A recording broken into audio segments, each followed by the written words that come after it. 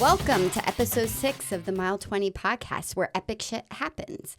I'm Lorri, and I'm here with my best friend, Laura. Hello. And today we are going to be touching on Heartbreak Hill, music faux pas, Big faux pas, and forging families. Discussing our Mile 20 beverage of the week, our epic week updates, and running the Boston Marathon. Yes. Shipping up to Boston. Shipping up to Boston. This is the big one. We also would like to know that you can follow us on Facebook and Instagram at Mile 20 Podcast. If you click on the links there, you can see all the platforms where we stream. So please hit like, follow, subscribe, whatever it is. We'd love to see you. And if you ever have a message for us, we'd love to hear from you. Yeah. If you have comments about, what we're talking about, any questions, send them our way. Yeah, we'd love to hear from you. Definitely. So, Lorri, what you drinking tonight? Oh, what am I drinking? So our theme has been trying to recapture some of the things that we drank along the way. God help us. Yeah. And, so we had a picture of us on the course on the Boston Marathon. And I know you're going to go into your drink, and your drink was very proudly right out in the middle of the picture. Mine was a little obscured because my hand was around the bottle. So I did a little bit of research, and I figured out that I was drinking Omission gluten-free beer. I remember that. And so I tried to go and find Omission beer, but they don't make it anymore. Really? They stopped making it in 2022. Why? Now, I would think there would be such a market for it. Now, you know that I'm not a big beer drinker. Yeah. I mean, anytime you see me drink beer, what is it? Guinness. It's Guinness. Yeah. So, pale ales, I used to like them when I was younger before I knew I had a gluten allergy, but they upset the tummy a little bit. So I obviously cannot drink an Omission beer tonight because I couldn't find one. So I have a nice substitute. It's Yard's Pale Ale. It's a Philadelphia beer, and it's a pale ale. I figured the Omission was a pale ale, so I'm drinking a beer tonight. How about you? I am drinking what I was drinking on the course, and I looked at my ABV of this beverage, and I'm a little shocked, but I was impressed. I drink and I know things.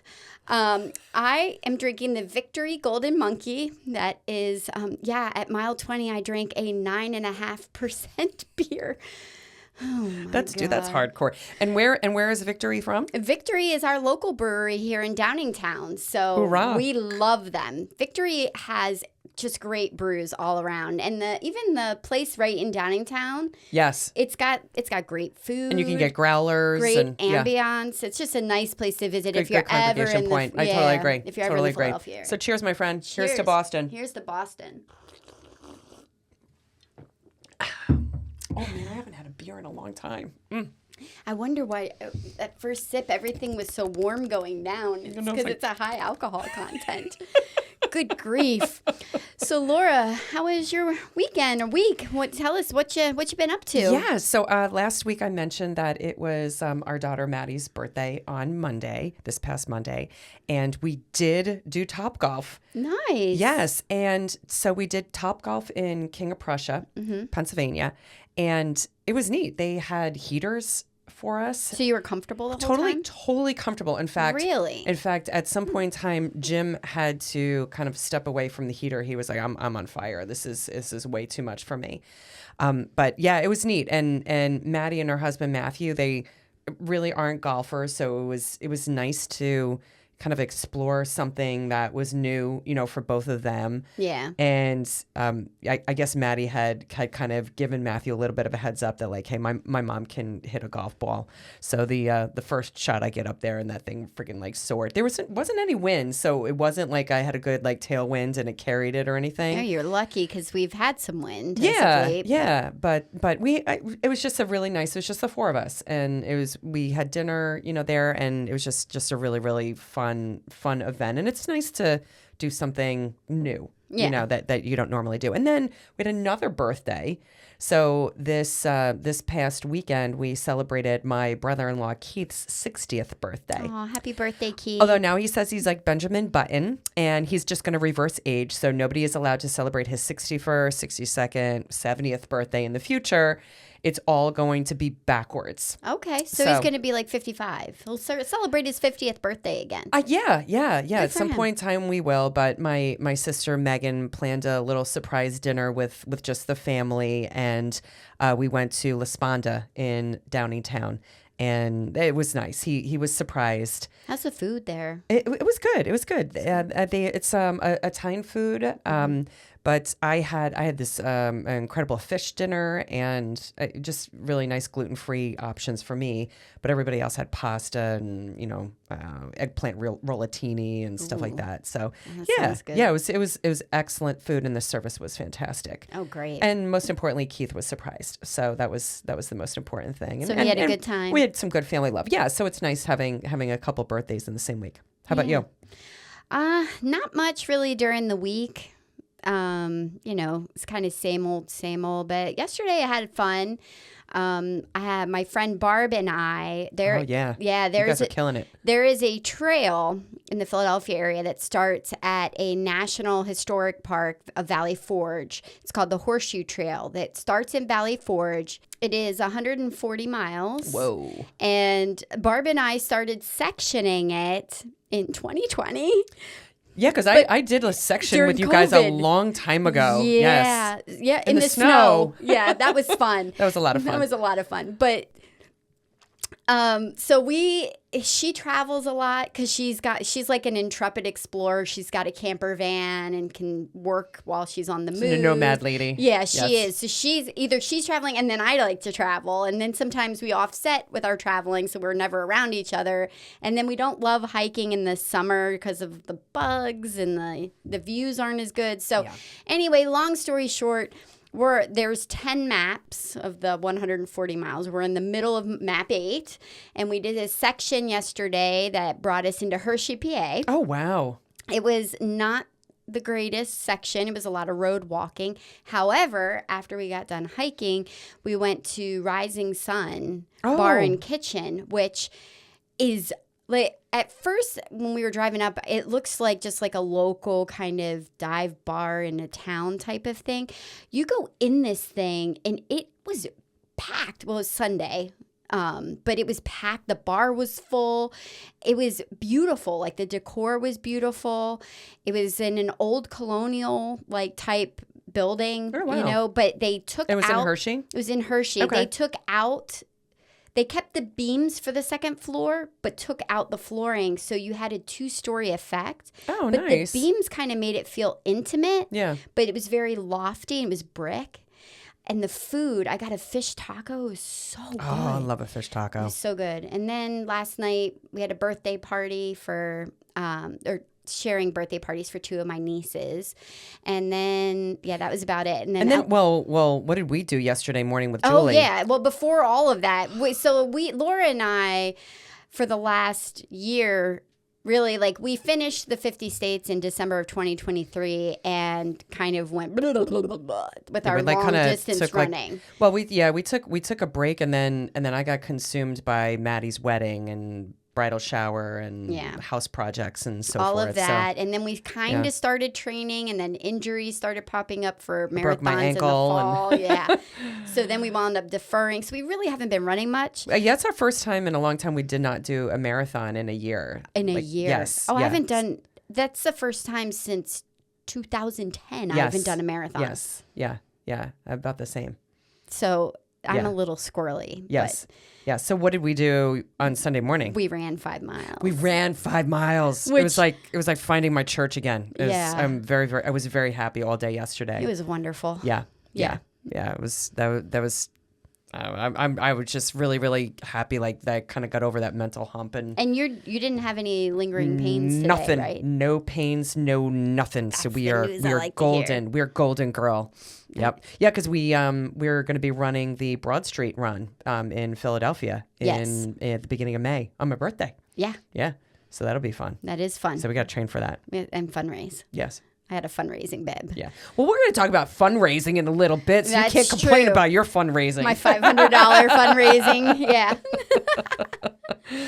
All right. So Boston, should we start diving in? Yeah, go, girl. You start, and we will banter back and forth here because there's so much to talk about Boston. Yeah. So it was actually the fall of 2016. My husband does some consulting work. We have a little bit of a boutique consulting firm that he is CEO of, I think is his official title, but it's his baby. He started it. And he, through businesses, he knows a bunch of people. And it turns out that there was somebody that he knew that knew somebody who was with John Hancock. And he was like, hey, I think Dave is very sweet. He likes to brag about me. Like, oh, my wife is running a marathon in all 50 states, blah, blah, blah. And somehow he's like, I think I can get your wife a bib through John Hancock to run the Boston Marathon.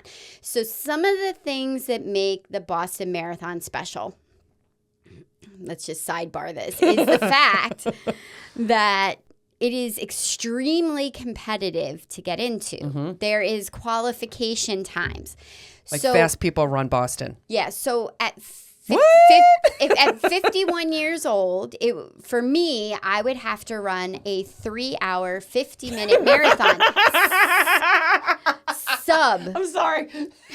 Did you say 3 hours? 3 hours and 50 minutes. Sub that, because even if you get a Boston qualifying time, depending how many people in your age group qualify, they only take the fastest people. So you could qualify. And then not run it. And not be able to register because there were faster people in your age group that year. Yeah.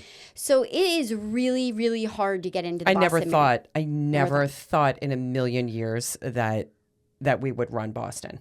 Well, Boston was the only one I wanted to run in Massachusetts. And full disclosure, my fastest marathon was 4 hours and 46 minutes. And I remember the soul searching I was doing right after that. Like, if I toned in my diet and I lost a little weight and I really trained, could I really drop an hour and 5 minutes? And I'm like, I don't think I'm that talented. So fast forward, I could get a bib through John Hancock, and through emails and stuff, I find out that this is possible. But I was not able to get 2 bibs. I was able to get one bib. One bib. One bib. And then the bitch calls me. No, you texted me. Did you text me or call me? I don't remember. I think you texted me. I was at the grocery store, and I get this text from Lorri that says, "Oh my God, I just got a VIP bib for Boston." And I read and reread that text message. And I'm like, motherfucker. Because I'm like, friends don't let friends run Boston by themselves. Oh, God, no. So kind of like you'll get the mantra here. I'm constantly like right on Lori's like coattails. Like, how can I get in this experience? How can I not let her do Boston by herself? We have to do this together.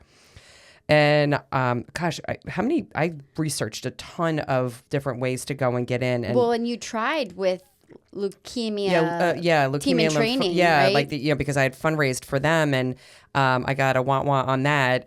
So American Cancer Society, thank goodness they had slots available for me to go and take one, and I had to raise at a minimum $11,500. That is insane. To go and be able to earn my bib. So the deal with that is that if I didn't go and raise that amount, I had to cover my minimum fundraising amount, and then also all my registration and whatnot. So so like no pressure, but that was like probably the most expensive race I've had.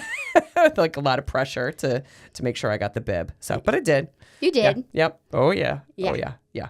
But then we got the VIP experience, right? We did. Yeah, they were able to, because I emailed the contact at John Hancock, and I was like, hey, It's my trail wife. Mm-hmm. We run every marathon together. She has a bib, but we really want to start and run together. Right. Like, how can we make this happen? Because it's so big and there's different waves and different ways to get to the start. I mean, over 27,000 people ran the race the year that we did it. So like it gets hard to connect with people when you're in situations like that. And they were able, she's like, hold on, I think I can get her at least the VIP experience, if not the bib, since not the bib.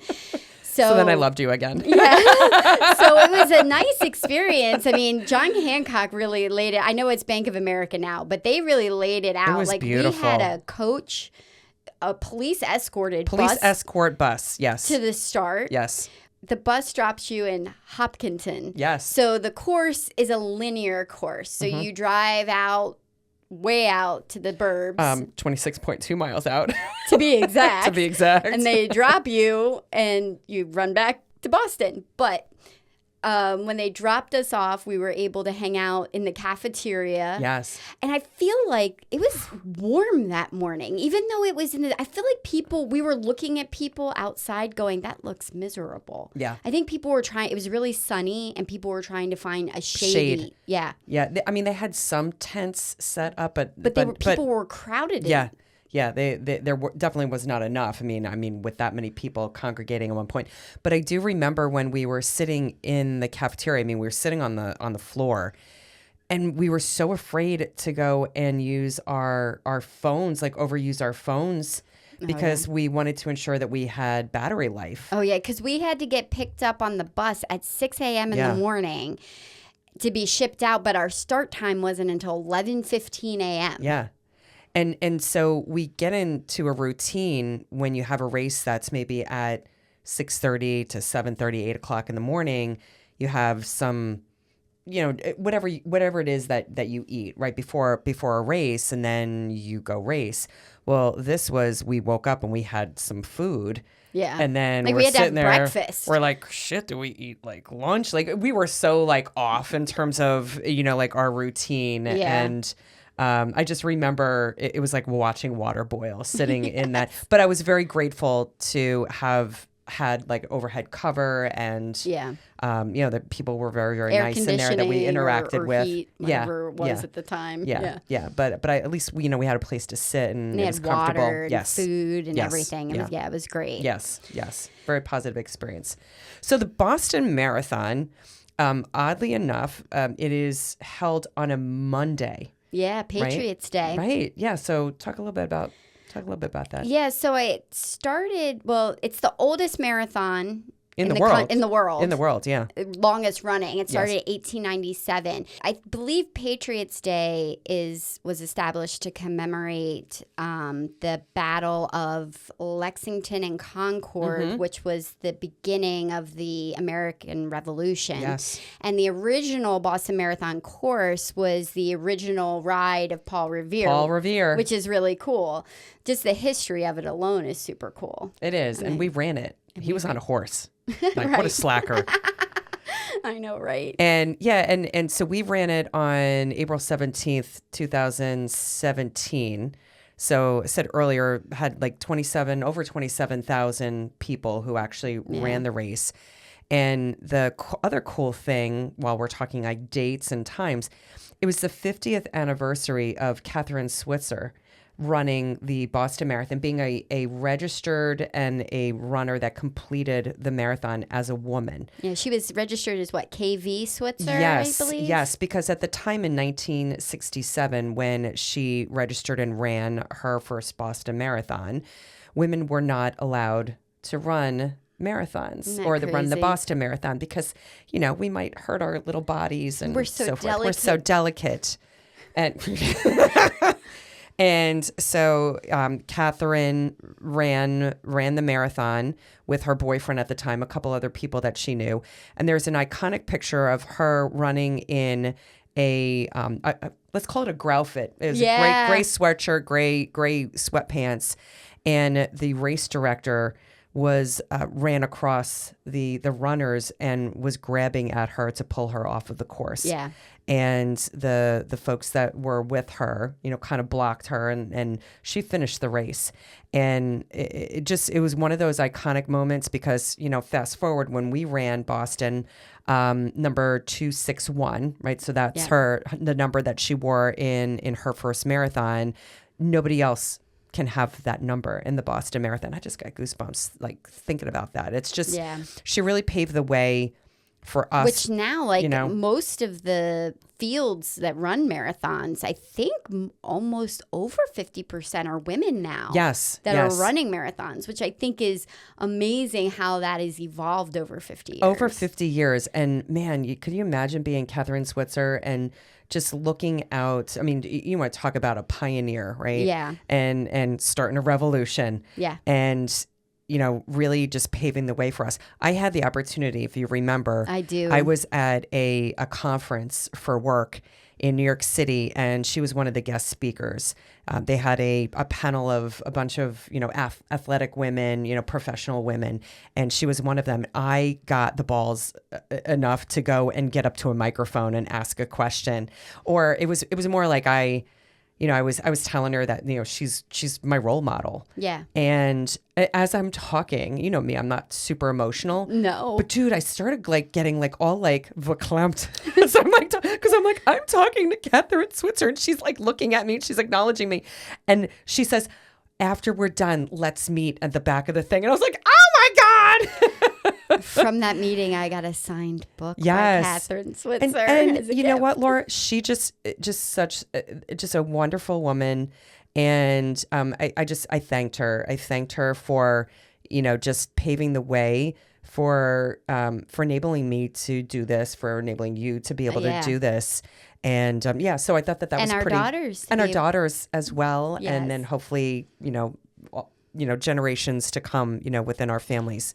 So, so that was a good moment. And we got blessed because it was the 50th anniversary in 2017. It was. That she graced 261 on the course with us. I wish we could say that we saw her out there. We did not see her, but there were a ton of 261 signs everywhere along the course. Yeah. And again, you felt that privilege of being able to run that day, knowing that she paved the way. Yes. Yeah, that was so cool. Yep. So very, very iconic moment. So let's talk a little bit about the course. I mean, you mentioned earlier that it's kind of like a straight shot, almost, through all of the towns that are to the west of Boston. Can't go east of Boston because it's kind of like you're in the ocean. But I know you're going to kind of read through a couple of the towns, right? I'm going to cheat a little bit. Yeah, no, it's okay. So it's okay. It's a lot of towns. Yeah, it starts in Hopkinton. Then you go through at mile 3, Ashland. Mile 6 is Framingham. Mile 10 is Natick. The halfway point is Wellesley. I don't even know. What is it? Wesley. It's not. I always heard it. Wellesley? Yeah. Oh, people in Boston are going to pillage us. If you're from Boston and you're watching, please let us know. Or listening to the podcast phonetically, let us know how we're supposed to say that one. At mile 18 is Newton. And then you start into, so they say that the beginning of the course, is flat-ish, but then you start kind of coming into some elevation leading up to at mile 20, between 20 and 21 is the infamous Heartbreak Hill. Mile 20. Yep. Mile 20, which our family was lovely and waiting for our beer bitches. Oh, that was so awesome. waiting for us on the course at the top of Heartbreak Hill. It was a beautiful placement. Do you remember when, and I don't think we had hit the top of Heartbreak Hill, but it got really hot. It was in the 70s, right, when we finished the race, which is unusual for April. But do you remember the popsicles that we got? Oh my God. Somebody was handing out popsicles, like ice popsicles. And you get one of those on the course and that person's like an angel. Absolute angel. Yes. On a hot day, there's nothing better than a very cold popsicle, especially fruity. Totally agree. And Heartbreak Hill is one of those really funky hills where you think you hit the top of it, and then you didn't. Well, even right? still, I feel like there was a hill before Heartbreak Hill. Yeah, we were like, is that big. it? That was nothing. And then we were like, oh. Oh yeah, no, this is it. And plus, they have signs like you're at the top of Heartbreak Hill once you're finally there. But we did question, I feel like, a hill beforehand. We did. Like, was that it? We did. We were like, that was kind of like, Yeah, but towards the end of the race, it starts to get like a little hillier. Yes. And then you hit like the Brookline and Coolidge Corner section, which I love this section of the city because I agree. My cousin Mike actually lived on Coolidge Corner. Oh, I didn't know that. Yeah. I don't think we ever talked about that. Yeah, it was just super cool because I was like, oh, my cousin Mike lived here as we were running by. Oh, that's cool. That's at mile 23, 24. And then you take your right on Hereford and your left on Boylston. They're really like almost your only turns practically. Yeah. And they're right at the end of the race. Like when you make that right, it's a block, and then you make a left, and the finish line is there, and the crowds are there. And the crowds are insane. They were insane, and it's probably one of the best spectated races in the country. And I think second to that is New York City. I think barely second. Yes, barely I'm second. I'm going to say yes. that. That may be a hot take on that. Yes, but I do agree. Very, very, very, but very man, close. The crowds, I mean, because we are way back at the Packers. Yeah. And there were people like still, as spectators, and there were like multiple people deep, especially at the finish line area. Yeah. And do you remember making that final left on Boylston, and the two of us saw the finish line, and we both just started like just bawling. Yeah. It was just, and I remember coming across the finish line, and just kind of as we were going through the whole experience together, still being in awe that we were running Boston, because Boston as a runner is like, it's like the race. Right? I would almost say it's the race in the world. In the world. People come from all over. Yeah. Like the gentleman. Oh, yeah. There was one guy from like Brazil. Remember? And he had a blast, that guy. He had clearly qualified. Not that I should say that, but his frame suggests the man could run. Yes. Okay. There was nothing, like he was wearing like a track outfit. Like he looked like the man could run. But he was running in the back with us, and he was hugging people and giving high fives. He had his flag. He had his flag. He was just enjoying the journey. He was taking in every second of running Boston. He clearly didn't care about his time that day. Yeah. He just wanted to absorb all of it. And I'm like, I love that guy. Yeah. Like that's what you work for. Yeah. Yeah. Right there. Yeah. No, it was that was solid. And yeah. And when we came across the finish line, I just remember we got our medals, and we just hugged each other and just cried it out. Like, I mean, and it was like for a couple minutes. Yeah. Because we had just finished Boston. We can wear these shirts now. And so for those who are not seeing us on video, we have the traditional Boston Marathon, our shirts that we received. They're like bright yellow, kind of like a canary yellow. But they're flattering. Oh, no, they are. Way. They are. Yeah. A long sleeve with, some blue kind of racing stripes down the side. Was it Adidas or Adidas, whatever the hell they call it. Whatever the kids call it these days. Kids call it. With the unicorn, emblem, across the back shoulders. And, it's just, I don't know, it's just something, it's kind of like a pride thing, Absolutely. As a runner. Yeah. Because it's just that race. It is. And I think it's interesting. Maybe we should dabble into this topic just for a minute since we're here.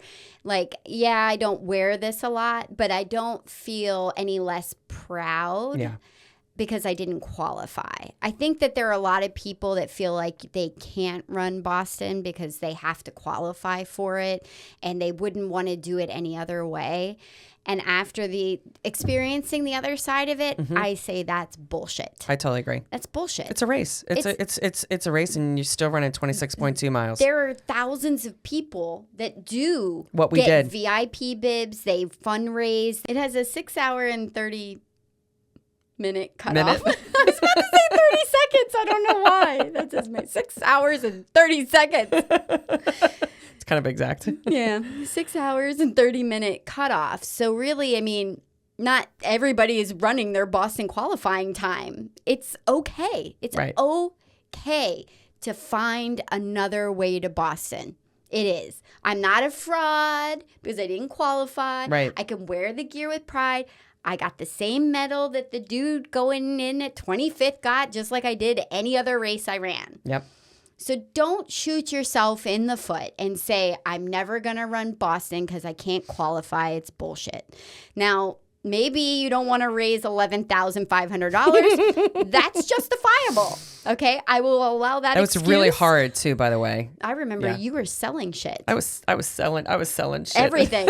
She's like, I got a lamp. She was on Facebook Marketplace selling everything. I was like, I'm cleaning out my basement, man. I'm just selling stuff. I'm just donating all the money to my American Cancer Society. So, surprised there was any furniture left in the house. Hey, okay, got cleaned out my basement. Anyway, back to the course. I took a sidebar. Yeah. That was a long way around. But the course was great. But I do remember it getting really hilly. And I remember what was one of your favorite moments during the marathon? I loved when we came down one of the hills, and I don't remember what town we were in or what towns we were in between, but it was earlier in the race. And I think it was near Framingham. Was it near Framingham? I Where think so. It was the biker bar. Yeah. And so you come down this huge hill, and there is a biker bar like to the left on the left-hand side. And there were patrons. I'm assuming they were patrons. That had been there for a long time. That had been there for a really long time. Really long time. And they had these huge, huge trucks with speakers that probably if you stood on my shoulders, the speakers were still bigger than the two of us. Yeah, they were huge. They were gigantic and multiple speakers. And what song were they playing? Sweet Caroline. Ba, ba, ba. Over and over and over. So as we were coming down the hill, that's all that was blasting from these speakers. And they were screaming it. They like were still, like it was like and it they was were still trashed. 7, 8 a.m. in the morning. We're like, Lorri, we found our people. and man, because when I got a stray hair on my hand. So when we came down the hill, we were singing it. But do you remember then you had to go back up another hill on the other side? But that bar was like right at the bottom of the hill, and singing that song again. Going back up the other side, just kind of... It gave you a little oomph. Yeah. And then just kind of laughing because they were all like, middle-aged people, like just kind of like... Like us. enjoying themselves, watching the marathon and, doing their part, so to speak. But that to me, anytime I hear that song, I think of that. And then, what was it? Was it this on Sunday of that weekend? Yeah. We went to the Red Sox game. Yeah. And it was on my life bucket list to be at the Wrigley Field because they play Sweet Caroline in the 7th inning. Yes. And to me, it was a bucket list item, and we sung Sweet Caroline, during the game. So that was a fun game. Yeah. So anytime I hear that song now, I can never not think of Boston when I hear that. How about you? What was a favorite moment? I think one of my favorite moments was, again, coming down a hill. Mm-hmm. Boston College. Oh, those people were crazy. The students of Boston College were out. They were out in full force. I don't know how long. I don't know how much they had to drink. They were drinking for a while, man. But they were out. And I just remember running down the whole line, high-fiving everybody. The energy I got from Boston College. I'm like, this place rocks. I love this school. Yeah, you went and high-fived everybody because you had kind of run over there. I high-fived a couple of people. You were high-fiving like every single person. And then after we were done, I was like, dude, you need to wash your hands. College students, who knows where they have been. Yeah. But yeah, they definitely brought it. I really like that section because there were a couple of colleges that were in that area, but the Boston College kids really showed up for the runners. I enjoyed that. I think I got so excited on some of these downhills. I vividly remember that towards probably the last. And this is just a warning if and when you do run Boston, to take it a little easy on those downhills, because I think I was so excited running down those hills. My quads were on fire. I mean, I kept complaining. Yes, I remember that. Yeah, and I also remember with the quads, we were taking some stairs to go down. I think we were taking like a trolley or a subway or something, right? To get back to our hotel.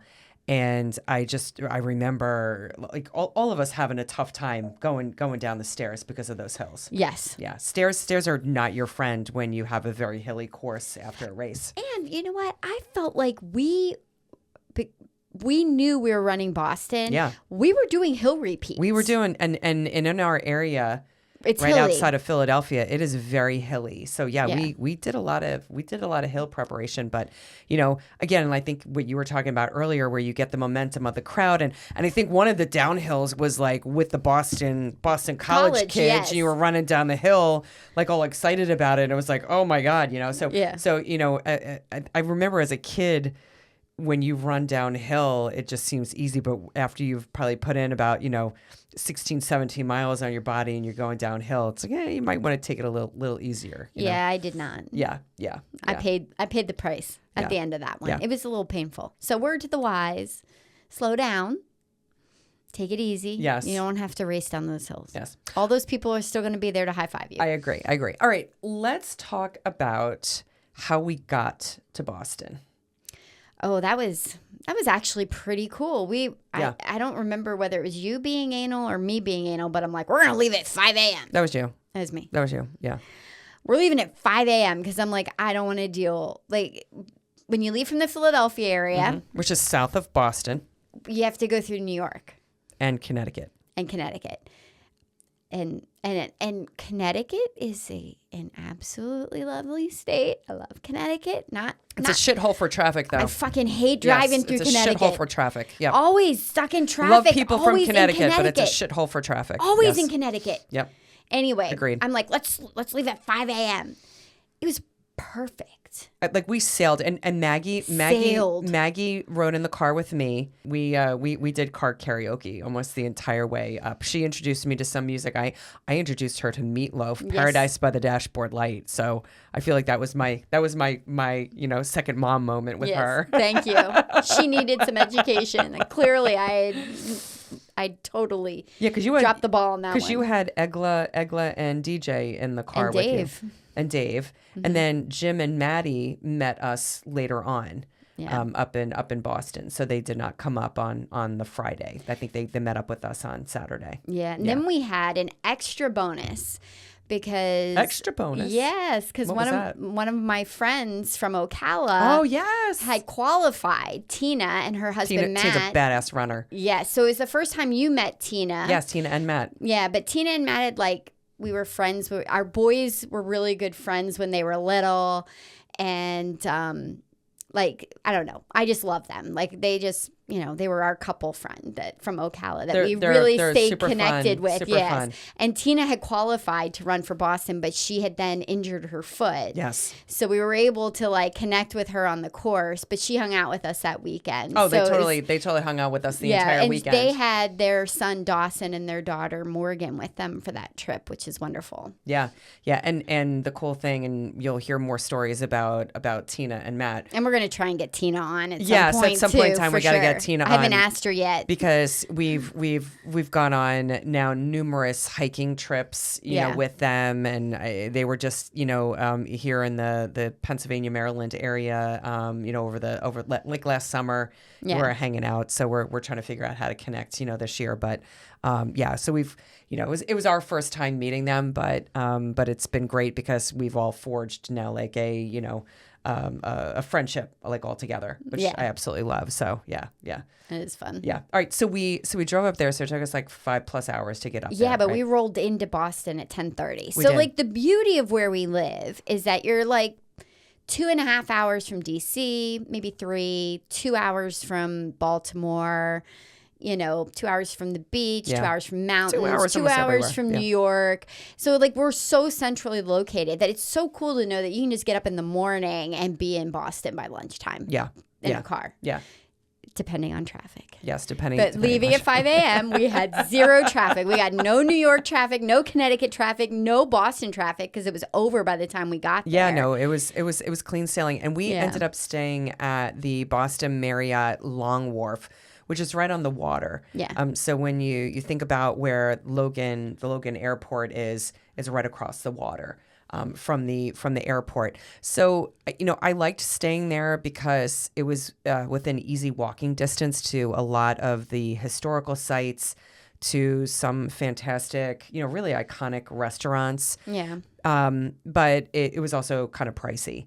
So it was pricey. Yeah. So I think that, if you're even going to visit Boston, again, you know me, I'm a Marriott gal, so I would probably stay there again just because of the proximity, but that's what you're paying for. But, I think sidebar, not sidebar, but after being there and we've visited Boston a few times. Yes.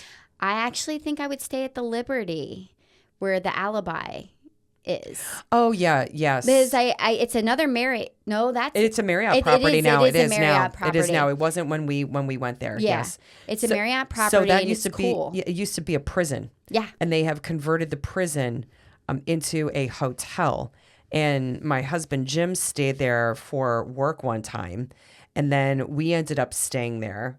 So, we were a repeat guest. Yes. And then when we were there that weekend, you just mentioned the Alibi. So they have a bar that has still all of the jail cell doors. Yeah. And you sit in the bar and you're basically like, wow, this was like somebody was confined in this space. Yeah, it was built in 1851. It was the Charles Street Jail. Yeah. I just think it's so cool. When we went back, it still looks like a jail on the outside. Yeah, like when we went back for Maggie was looking at a bunch of colleges and I made DJ come along because he's only a year behind her. We were touring all the colleges in Boston. I'm like, I wasn't going to stay at the Long Wharf. I'm like, I want to stay at the Liberty. That's where I want to stay. Yeah.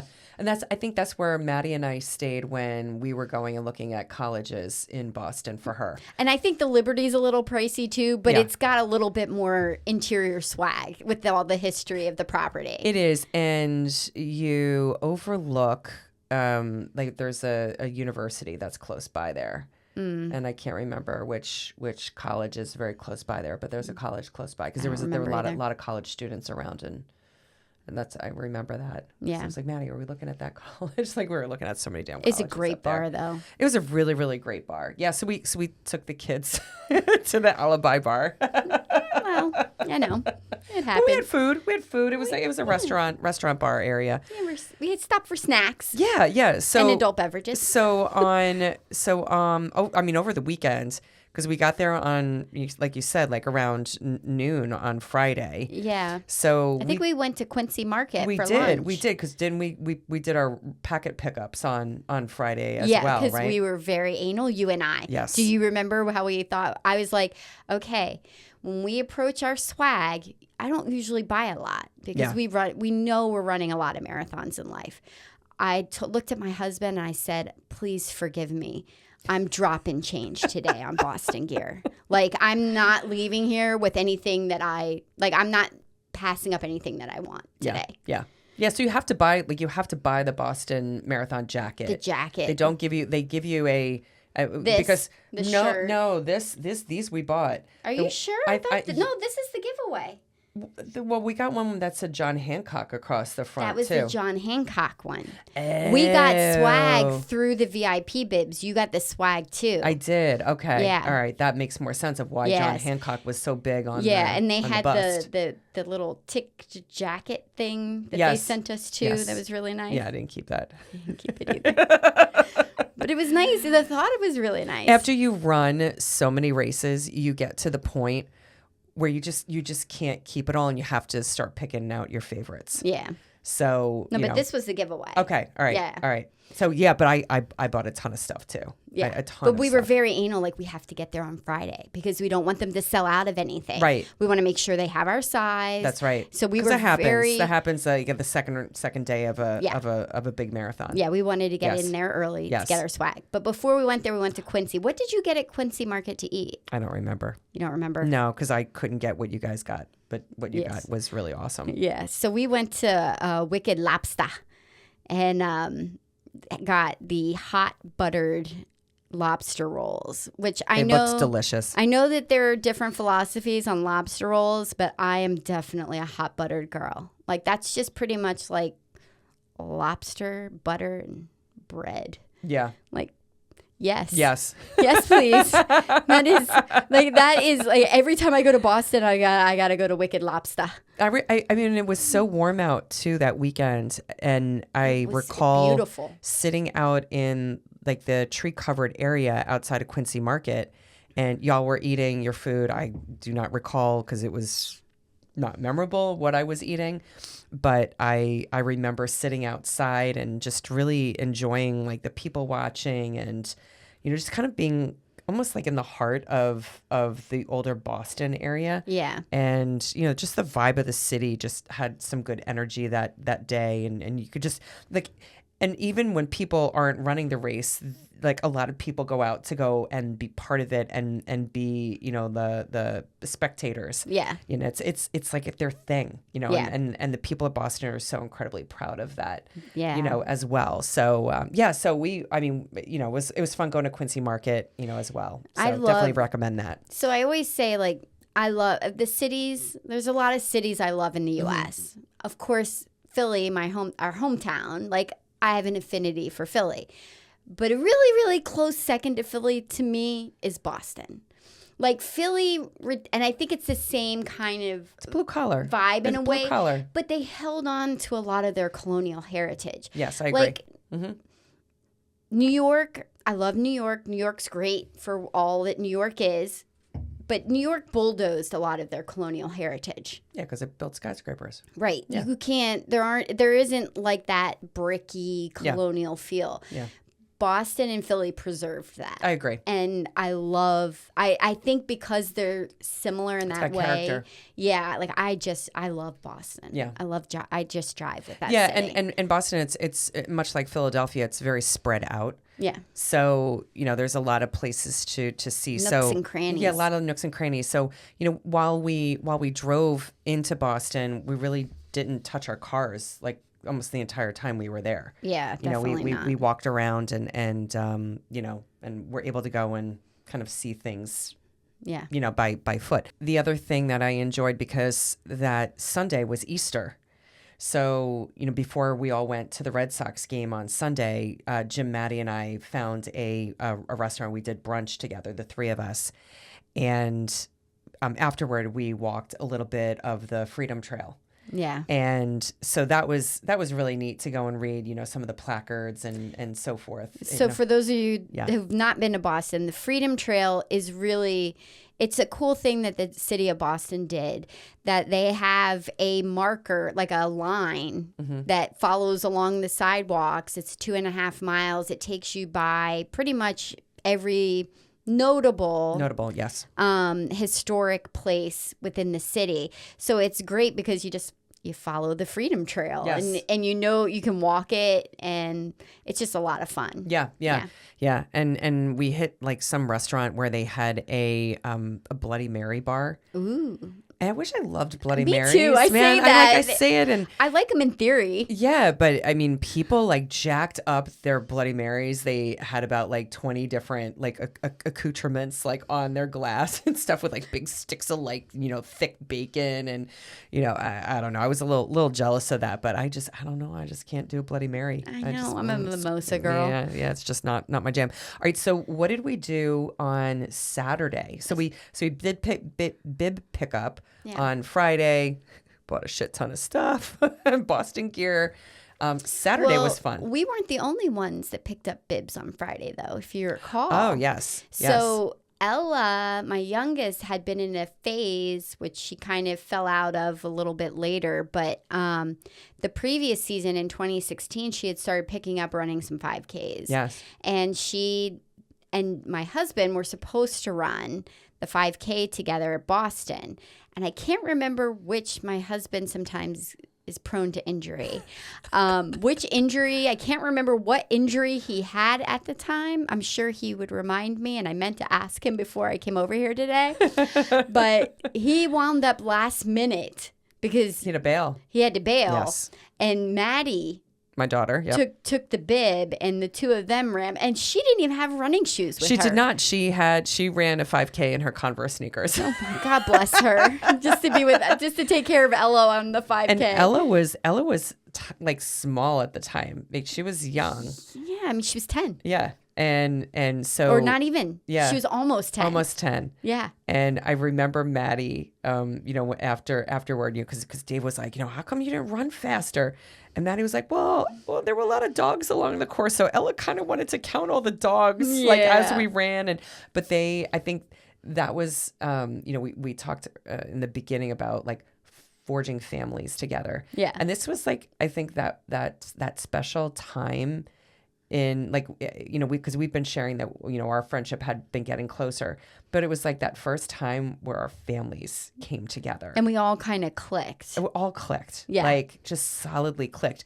And it's never changed from that, right? No. It's just gotten stronger. I mean, our girls have texts, with each other that we're not on and whatnot. So our husbands do and we have no idea what they're doing. Yeah, and it just was one of those weekends where it was like, oh, this is just so awesome, because it's just such a rarity that when you forge a friendship with someone, that you like all the people that they belong to. Yeah, and it fully extends beyond them, not just like, oh, I just like you, and just don't bring your spouse or your kids with you. Right. Yeah. you know? And I loved that. And we all kind of have that really snarky kind of, just have fun in any situation. Yes. Kind of scenario. So yeah, so the girls did the 5K and counted dogs. And then we went to a very iconic bar in Boston, and it was Cheers, right? Yes, I think DJ was in a really weird phase. So it was called a teenager. He was like in the heart of being like a snarky teenager. Was he 12? Yeah. Was he a tween? Was he? No, he's 14. Oh, he's 14. Oh my there's God. no excuse then. There was plenty of excuse. It doesn't stop until they leave. DJ has grown up to be an amazing young man. Such a great young man. He's a great guy, sweet guy. Like, I love my son, but he went through a phase, as all teenagers do. We wanted to throw punch him every once in a while. And man, he was in rare form in Boston. He was just poking. But also, I think some of that's because Dawson was there, Tina and Matt's son, yes. And we nicknamed them Dumb and Dumber. Because they just have moments, the two of them. I have a picture of DJ when we were at Cheers, and he was doing the Zoolander face. Oh, yeah, the blue steel? Yes, he did the blue steel. We'll have to go and put that on our Facebook page. That's an important one, because that is my memory of DJ as a 14-year-old. Yes. Doing the Zoolander picture. But he was he was kind of in this like weird machoism phase. Yes. He was very I'm too cool for school. He loved Barney from How I Met Your Mother, and he loved Ted Danson's character, which I can't remember his name, from Cheers, because they were like, into their women. Yeah.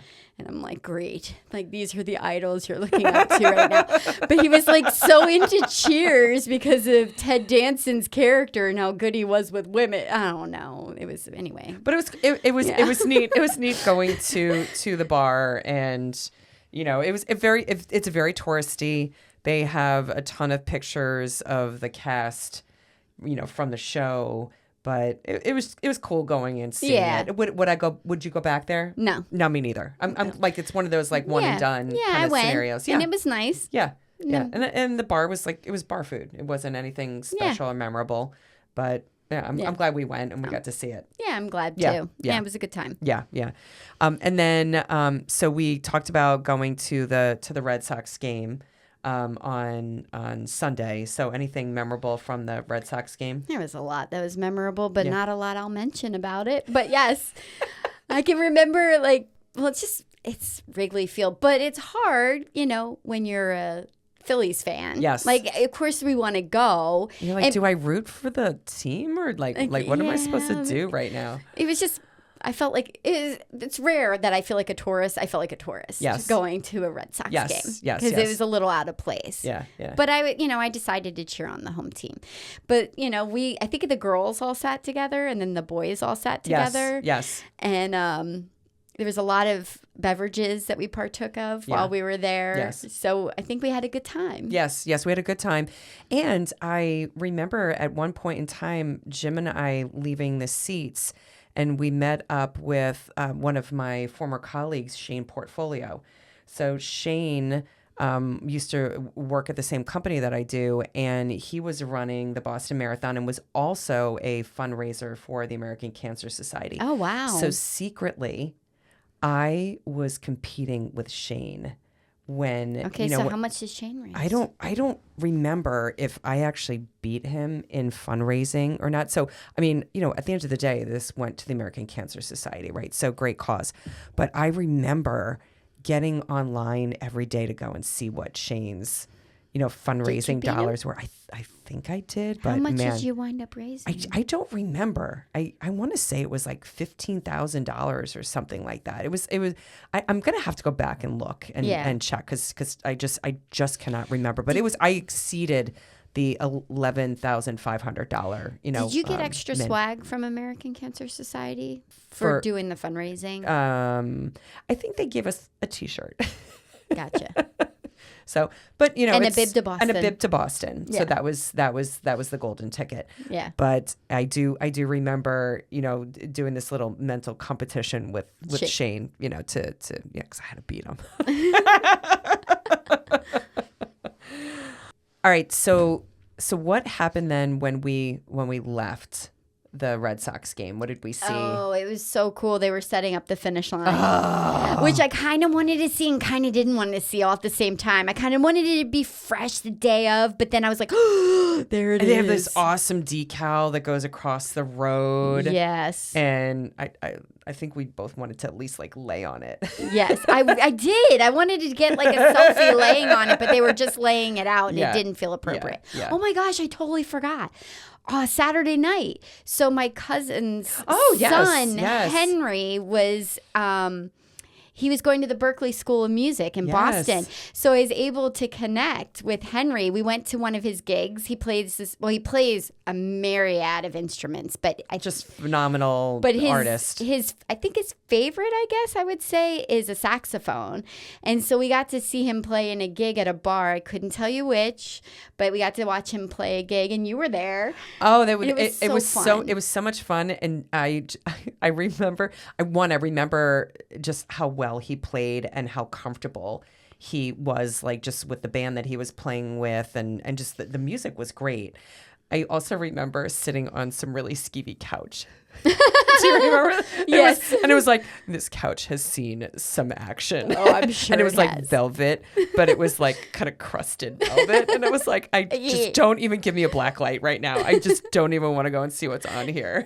No, but it was awesome. That was I totally forgot that we had gone to because I don't think I've seen him play live any other time. So that was my one and only time that I've seen him play. And now he's out in LA making music, trying to make it big. Yeah. Which I hope to God he does, because he's so talented. Just very, very talented. Yeah. Very talented I can't guy. believe I forgot about that part of it. Jeez. Yeah. No, so we packed in quite a bit. So, and again, some people before they go to races, will go and just kind of hide out in their hotel room and not do a whole lot. Boston has so much to offer. So much. And because we had our kids with us and our families, it was just really important for us to just soak in the entire weekend. And it was all things Boston. And I think because we did that, it just made the whole experience that much more for us. We definitely filled out that weekend. We did. We put 1,000 pounds of shit in a 1 pound bag. We didn't show up on Sunday, pick up our bibs, and run Monday and then leave Tuesday. No. We had a full weekend. We had an entirely full weekend. So we talked a little bit earlier about the shirts and the swag that we had to buy, but the medals are kind of badass. Love the medals. Yeah. Well, the Boston Athletic Association adopted the unicorn in the late 1800s. Yes. And they've just carried it ever since. And I think that it's iconic Boston. It is. The unicorn. Yeah. So Lorri talked earlier about people trying to go and qualify for Boston, and you'll hear in running circles, chasing the unicorn.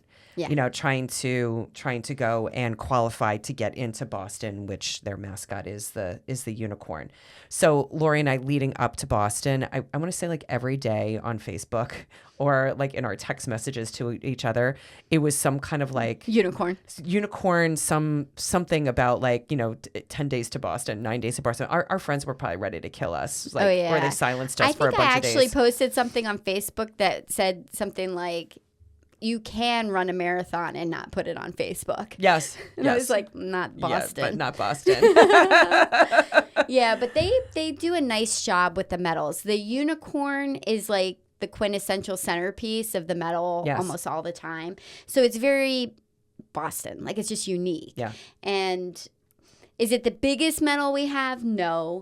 Is it the most ornate? No. But it doesn't matter. It's Boston. It's the Boston Marathon, and it's got the unicorn. Yeah. So I love it. Yeah, and I'll share a funny story. So, I have, much like you do, I have a rack. I have a rack. That's what she said. I have a rack where I store my medals. I have a rack. You have a rack. I do not have a rack. Oh, come on.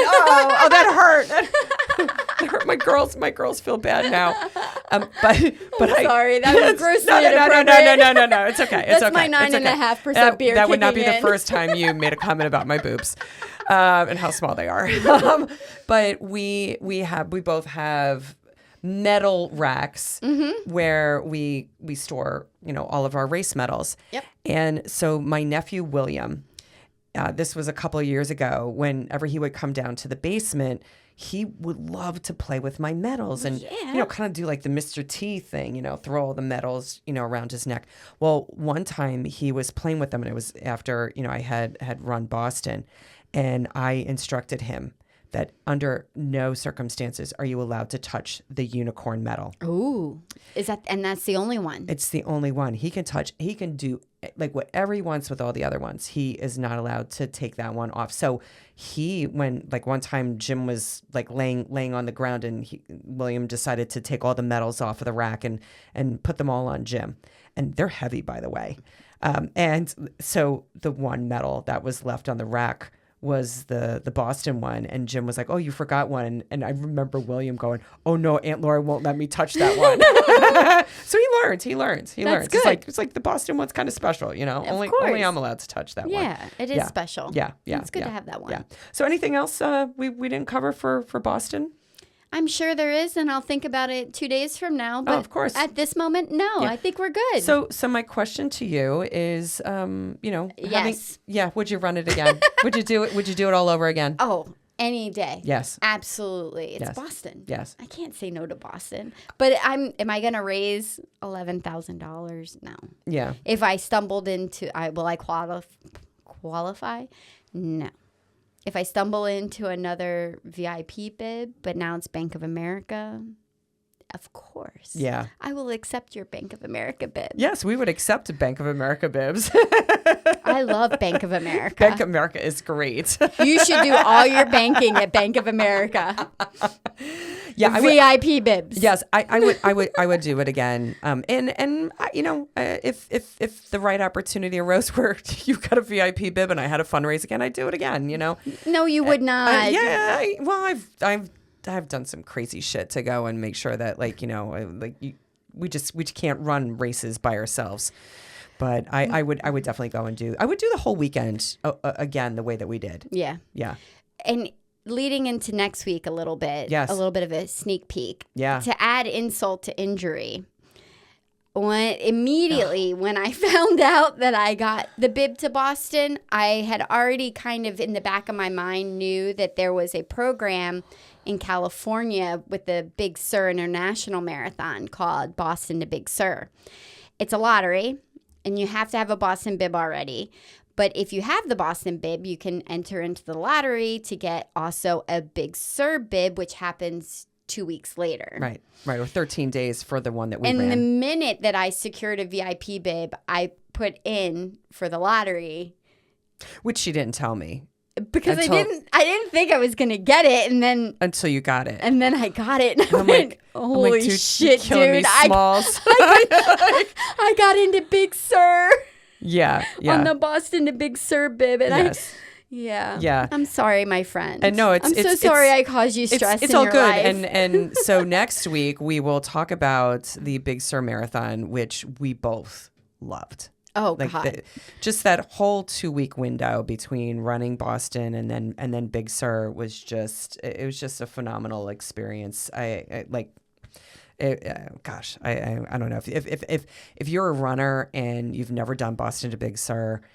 Do the fundraising. If you don't qualify, try to get into Big Sur because man, that was like we were on this like running high. I actually was nervous moving forward with the 50 states. Yeah, because I'm like where do you go from here? Yeah, where do you go from here? I've just run 2 of them because. I'm going to say this out loud right now. Big Sur, of the ones that I have ran, was hands down the most beautiful course I've ever seen. Yeah. And I've run very beautiful courses, but Big Sur, like when people are like, oh, what are your favorites? I'm always like, well, city or like scenery, because they're 2 different things. Maybe Alaska could have rivaled it had our weather been different. Yeah. But it didn't, and it wasn't. So it's Big Sur. Yeah. I would agree. So we are going to dive really deep into Big Sur next week. Yep. And talk a little bit more about the whole, how I ended up going and figured out a way to go and follow on your coattails again and get it. You see this, like Lorri gets the easy street and I gotta claw my way into these things or spend a shit ton of money to go and do so for Big Sur.